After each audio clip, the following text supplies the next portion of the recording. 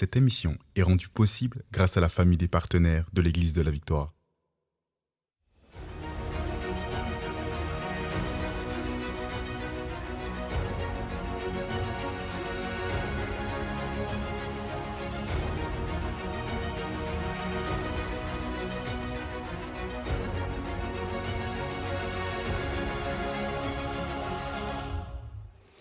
Gloire à Dieu et bienvenue à l'émission Parole de foi. Ici le pasteur Joël Spinks. Nous sommes rendus à notre deuxième émission dans une série complémentaire à la série précédente, vraiment sur la pensée divine. On a enseigné sur comment penser comme Dieu. C'était une super série que je vais vous encourager à découvrir sur la chaîne YouTube de l'Église de la Victoire ou sur Évangile TV. Donc, cette série, aujourd'hui, c'est celle sur l'intelligence spirituelle et surnaturelle. Comme j'ai dit, c'est complémentaire à nos enseignements précédents sur la pensée divine. Donc, si vous aimeriez vous approfondir dans les Écritures par rapport à la pensée de Dieu, vous pouvez aussi découvrir ce petit guide d'études que nous avons sur le site Boutique Victoire, pardon, donc sur boutiquevictoire.com. Tout ça, c'est disponible, ainsi que nos autres livres que nous offrons en ce moment sur notre site web de boutique. Donc, gloire à Dieu pour ça. Aujourd'hui, on va aller dans l'enseignement de la parole de Dieu concernant l'intelligence spirituelle. On a déjà vu hier pourquoi c'est important.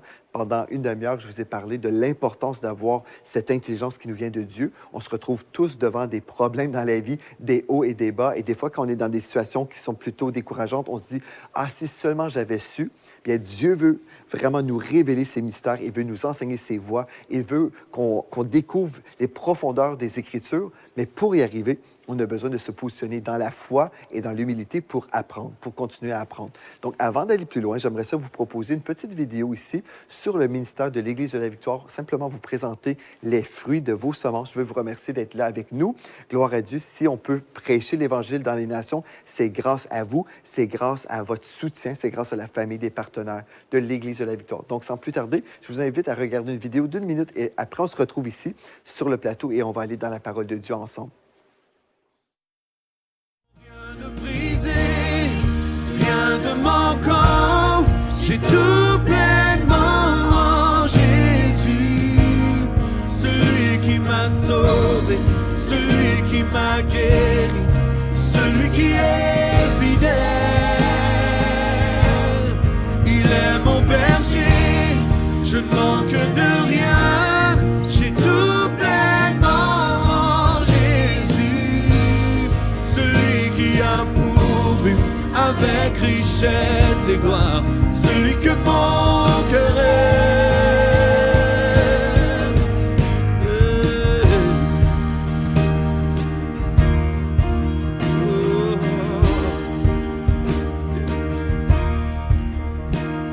Tu as envoyé ton Fils, et c'est par lui que je vis, et par son grand sacrifice, je vis l'abondance, oui l'abondance.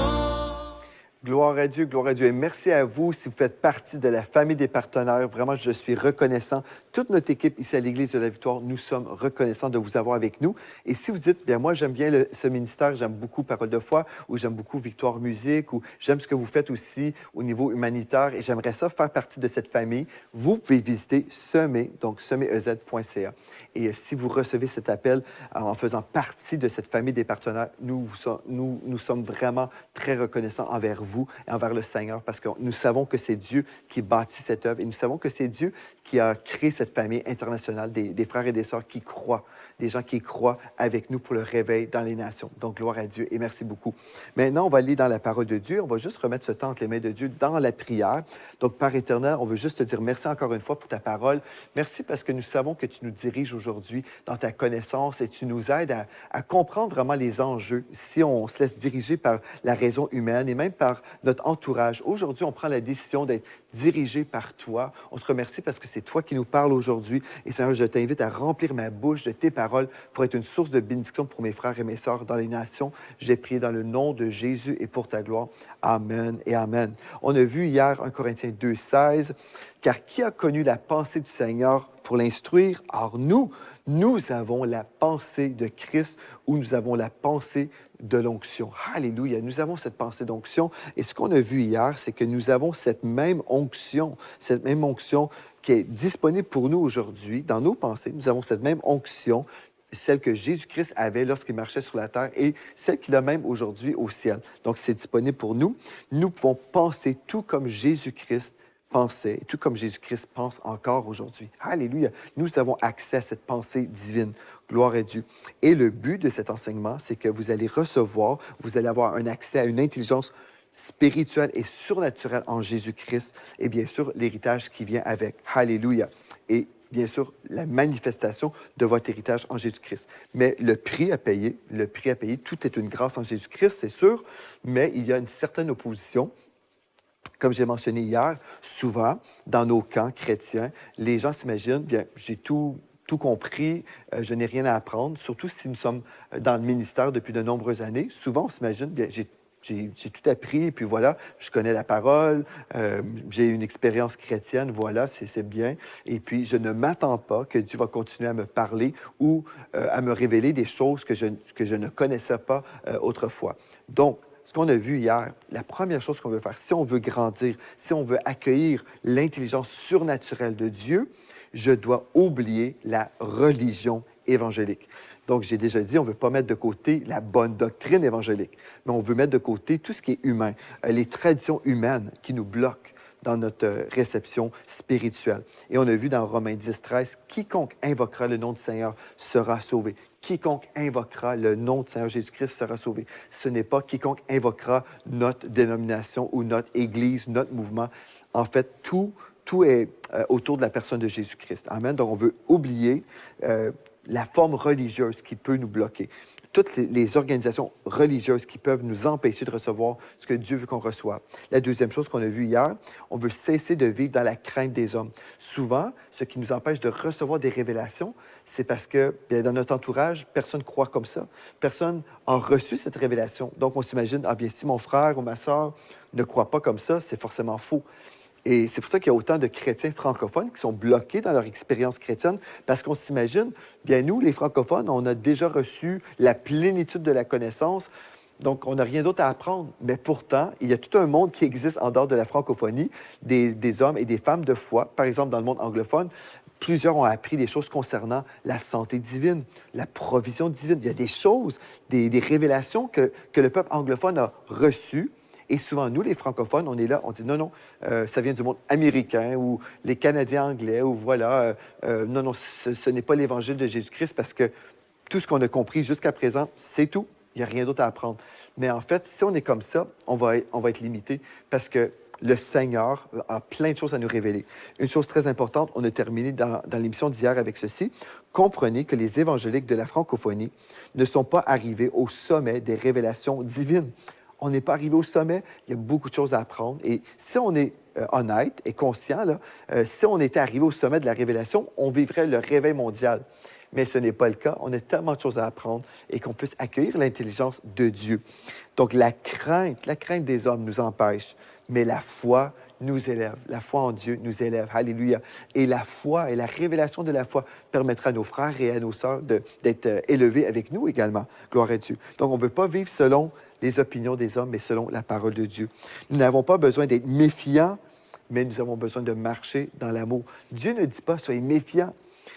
Dieu ne veut pas qu'on ait peur de nos frères et nos sœurs là, qui sont un peu différents. C'est pas ça l'appel, c'est de marcher dans l'amour. Certainement, Dieu nous appelle à marcher dans le discernement, mais le discernement et la méfiance, ce ne sont pas des choses identiques. Des fois, on pense que c'est ça, là, être méfiant, j'ai peur de tout ce qui est nouveau.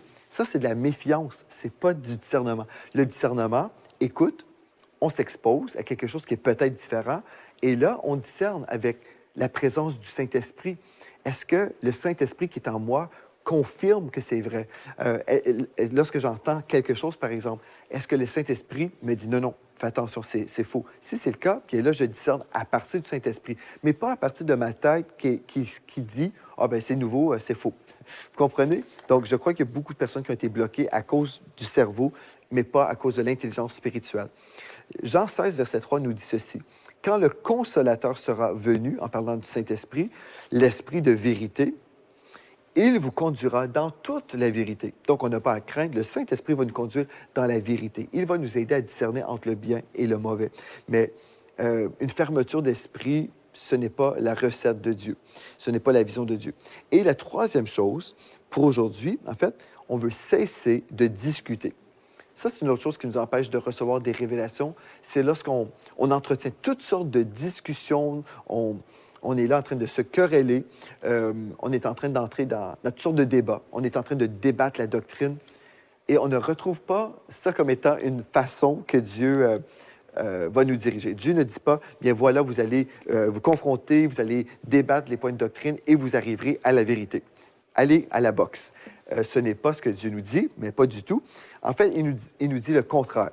Dans Tite, chapitre 3, verset 9, nous lisons, donc Tite, chapitre 3, verset 9, nous lisons « Évite les discussions folles. » Évite les discussions folles, les généalogies, les querelles, les disputes relatives à la foi, à la loi, donc les disputes relatives à la loi, car elles sont inutiles et vaines. Éloigne-toi, après un second avertissement, celui qui provoque des divisions, sachant qu'un homme de cette espèce est perverti et qu'il pêche et se condamne en se condamnant lui-même. OK.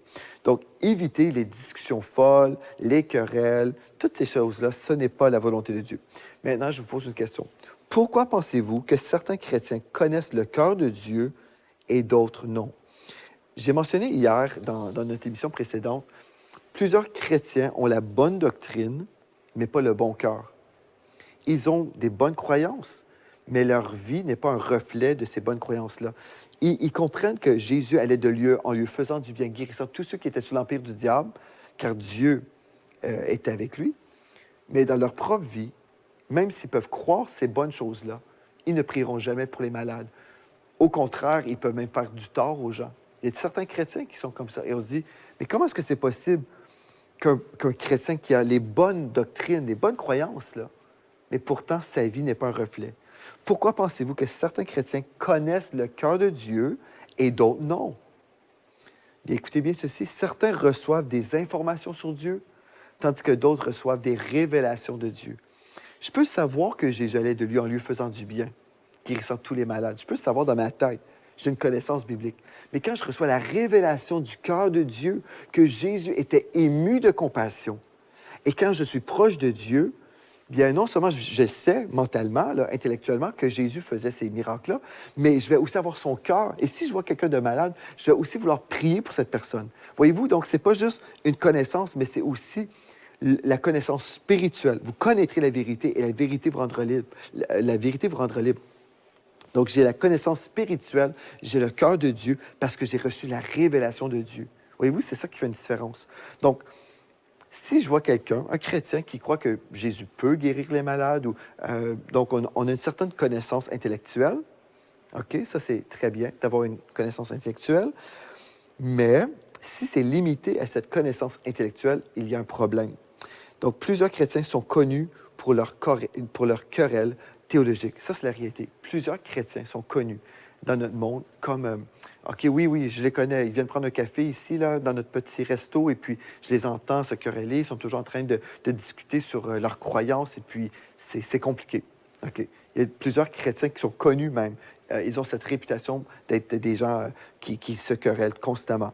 Dans 2 Timothée, chapitre 2, verset 23, nous lisons « Repousse les discussions folles et inutiles. » Donc, le texte ne dit pas « entretenez des discussions folles et inutiles », mais le texte dit « repousse les discussions folles et inutiles, sachant qu'elles font naître des querelles. » Et dans la version Sommaire, au verset 24, nous lisons « Or, il n'est pas convenable pour un serviteur du Seigneur d'avoir des querelles. » Il n'est pas convenable qu'il se montre au contraire aimable envers tout le monde, qu'il soit aimable envers tout le monde, capable d'enseigner et de supporter les difficultés, donc capable de supporter le fait d'avoir tort peut-être aussi. Vous comprenez?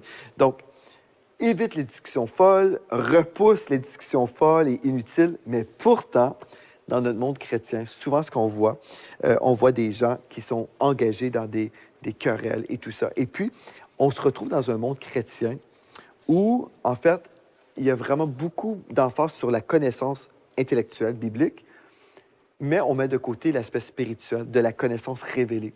Et aujourd'hui et demain, on va poursuivre et on va voir la connaissance révélée.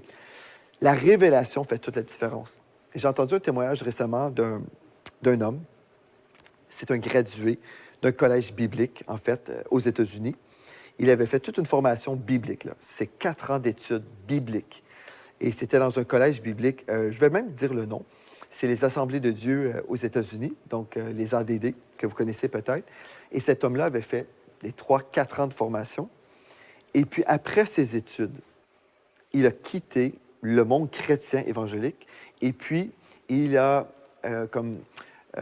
adopté une nouvelle vision, en fait, d'une Église qu'on ne considère pas du tout évangélique, mais une Église qui est considérée par la majorité des chrétiens comme étant une secte. Il a quitté, mais il avait fait 4 années d'études bibliques. Il avait étudié, il avait réussi, il avait son diplôme. Et après ce diplôme-là, il pouvait même être pasteur d'une Église parce qu'il avait tout réussi. Il avait tout réussi sur le plan académique, mais au final, après sa graduation, il a réalisé « Je ne crois pas dans ces choses. » Mais quel témoignage triste. Ceci veut dire qu'on peut connaître beaucoup de choses, mais si dans la formation biblique, on n'a pas vécu la vérité de ce qu'on croit.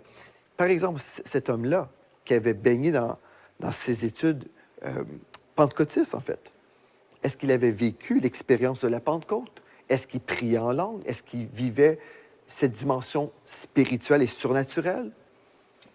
Comment est-ce que c'est possible qu'une personne qui a étudié autant se retrouve en dehors de l'Église, de la famille évangélique, par exemple? Parce que je vous parle depuis hier, je mets des mots sur des personnes qu'on connaît très bien, dans notre monde chrétien. Comment est-ce que c'est possible? C'est possible si, en fait, je me remplis de connaissances. Beaucoup de connaissances, sans recevoir la révélation de cette connaissance. Donc, ce qu'on a besoin, c'est de recevoir la connaissance révélée par le Saint-Esprit. La connaissance révélée fera toute la différence dans une vie et va nous garder. Si j'ai une expérience avec Dieu, là, quelqu'un peut me dire « Ah ben non, moi je ne crois pas que Dieu guérit. » Quelqu'un peut arriver et me dire « Non, moi je ne crois pas que Dieu guérit. Je crois que les dons de guérison ont cessé lors du décès des derniers apôtres de Jésus-Christ. Donc pour moi, c'est terminé, c'est faux aujourd'hui, il n'y a plus de miracle. » Quelqu'un pourrait arriver et me dire ça, et en fait, on m'a déjà dit ça, c'est sûr. Et je pourrais citer 1 Corinthiens 1, verset 7, qui nous dit « Il ne vous manque aucun don dans l'attente où vous êtes de la manifestation de Jésus-Christ. » Je pourrais citer le verset qui contredit tout ça, qui nous dit en fait « Il ne nous manque aucun don jusqu'à la manifestation de Jésus-Christ. » Est-ce que Jésus est revenu chercher son Église? Non. Donc nous savons qu'il ne nous manque aucun don, incluant tous les dons de l'Esprit, incluant les dons des miracles, incluant le don des guérisons. Donc il ne nous manque aucun don. Je pourrais citer un verset de la parole de Dieu et aller me quereller et aller à la boxe aussi. C'est pas aller à la boxe dire un verset, entendez-moi bien, mais en fait, je pourrais juste parler à un niveau intellectuel, un cerveau contre un autre cerveau.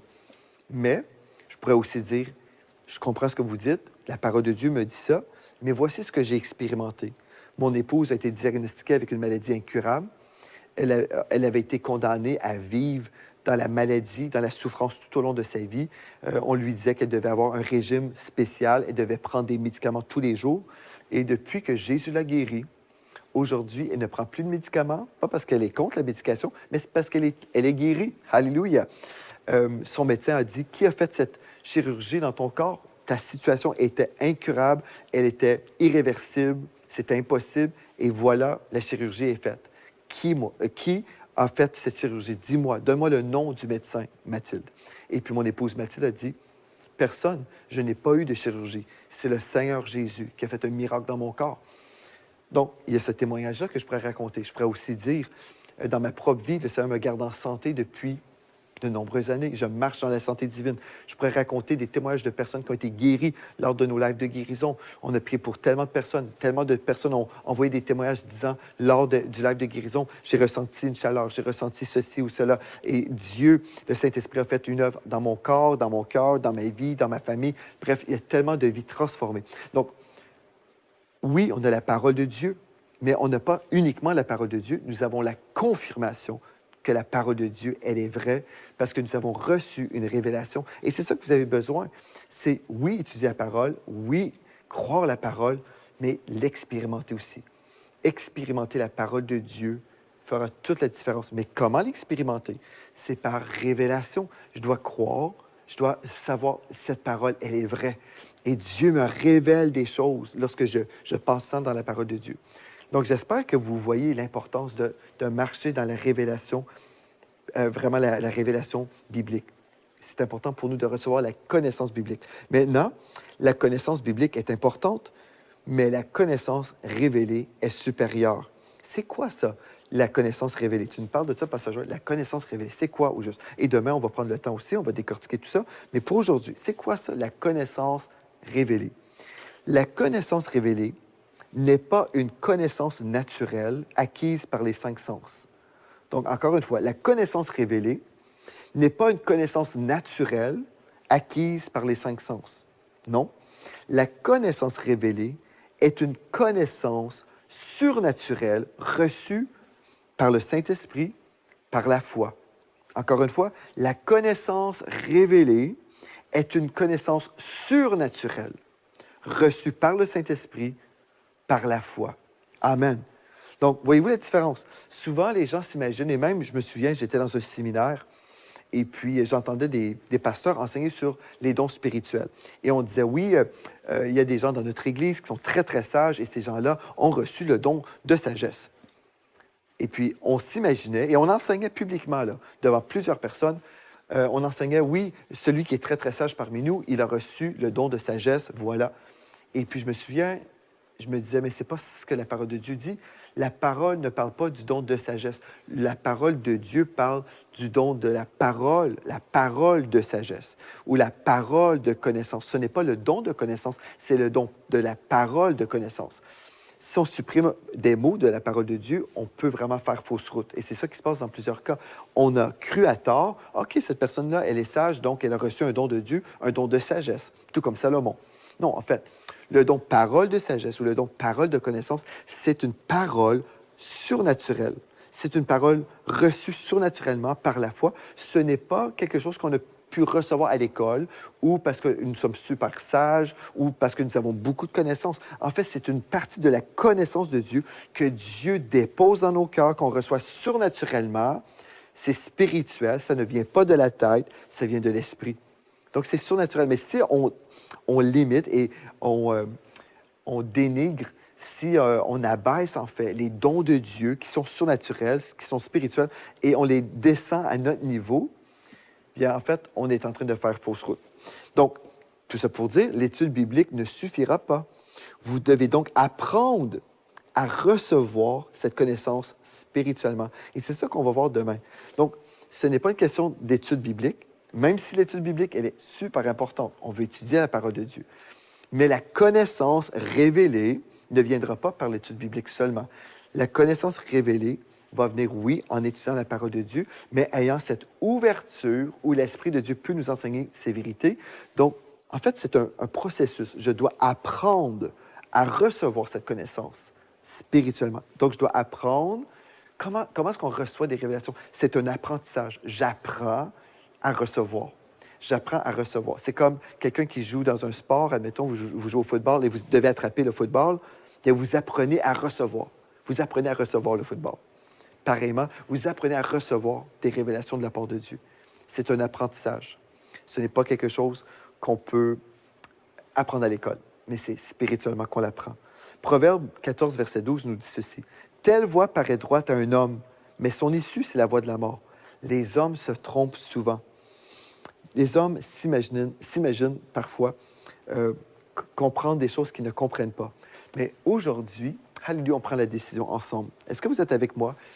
Est-ce que vous allez être avec moi demain aussi à l'émission Parole de foi?